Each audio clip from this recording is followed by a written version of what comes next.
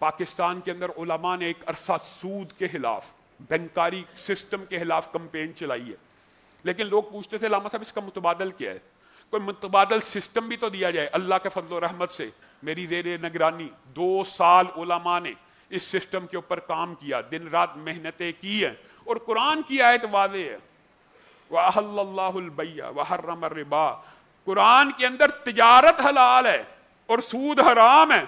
اِنَّمَا الْبَيْعُ مِثْلُ الرِّبَا، یہودی سودی بنکاری سسٹم یہی آپ کو کہتا ہے کہ بس یہ جو سود ہے اور یہ جو ہے یہ بالکل تجارت سے ملتا جلتا ہے، ہرگز نہیں۔ تجارت فرق چیز ہے، سود فرق چیز ہے۔ اسلامی معیشت کا جو طالب علم ہے ادنا سے ادنا وہ یہ بات جانتا ہے، اگر حقیقی تجارت کا سسٹم معاشرے میں آ جائے،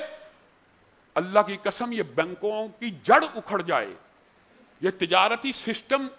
کو کنٹرول کرنے کے لیے اور دولت کو مخصوص ہاتھوں میں رکھنے کے لیے بینکنگ سسٹم ہے، اگر یہ بینکوں میں پڑا ہوا سرمایہ تجارتی منڈیوں میں آ جائے، معاشرے میں آ جائے، تو پاکستان نے پوری دنیا کے اندر کوئی شخص بھوک سے کبھی نہ مرے، معیشت ترقی کر جائے۔ اس حوالے سے حقیقی اسلامی بینکاری سسٹم اور حقیقی انویسٹمنٹ اور شراکت داری کمپنی کے حوالے سے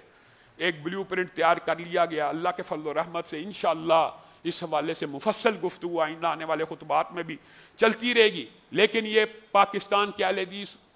مکتبہ فکر کو اور اہل حدیث علماء کو اعزاز حاصل ہے کہ انہوں نے خالصتاً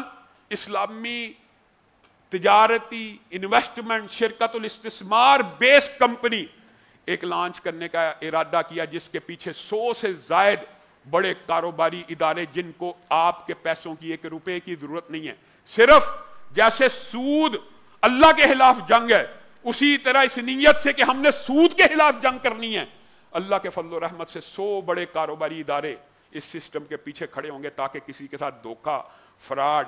اور بے ایمانی کا عنصر، جیسے جب بھی ایسی بات گزشتہ 4 سالوں میں میرا تجربہ ہے اس کے اوپر کام کرتے کرتے، جب بھی یہ بات آئی لوگ کہتے ہیں مضاربہ سکینڈل، وہ مولویوں نے پہلے بھی ایک تجارتی کمپنی بنائی تھی اربوں روپے لے کے، لوگوں کا اعتماد نہیں۔ اگر ایمانداری سے، ایمانت داری سے یہ امانت خانے اور انویسٹمنٹ کمپنیاں بنیں تو اللہ کی قسم ملک کے اندر معیشت بے شمار ترقی کرے اور معاشرے میں سود کا خاتمہ ہو جائے۔ اللہ کے بندو، بینک کے اندر پیسے رکھ کے چند ٹکے کما کر، وہ بھی حرام کے 1 درہم 36 مرتبہ سگی ماں سے، زنا سے بھی بڑا جرم ہے، وہ کھانے کی بجائے حلال کھا لو، تھوڑا کھا لو،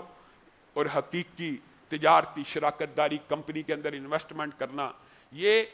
ایک جہاد کے طور کے اوپر سودی کمپنیوں کے خلاف ایک جہاد ہے۔ اس کے اندر کاروباری انٹرسٹ اور کاروباری مفاد بعد کی بات ہے، لوگوں کو متبادل دینا پہلی بات ہے۔ انشاءاللہ اس حوالے سے بہت بڑی تقریب کو منعقد کیا جائے گا، جس میں اس کے تمام انز اینڈ آؤٹس بیان کیے جائیں گے۔ مختصر بات یہ ہے کہ جو 1 لاکھ روپیہ بھی انویسٹمنٹ اگر کرنے والا ہوگا، اس کو بھی پتا ہوگا یہ میرا 1 لاکھ روپیہ کس جگہ، کس وقت اور کہاں پہ لگا ہوا ہے، وہ اپنا آن لائن دیکھ سکتا کہ میرا 1 لاکھ اس جگہ لگا ہوا ہے اور مجھے اس 1 لاکھ کے بدلے یہاں سے اتنا کاروباری نفع متوقع ہے۔ اللہ رب العزت جو کہا گیا، جو سنا گیا، اس کے اوپر عمل پیرا ہونے کی توفیق عنایت فرمائے۔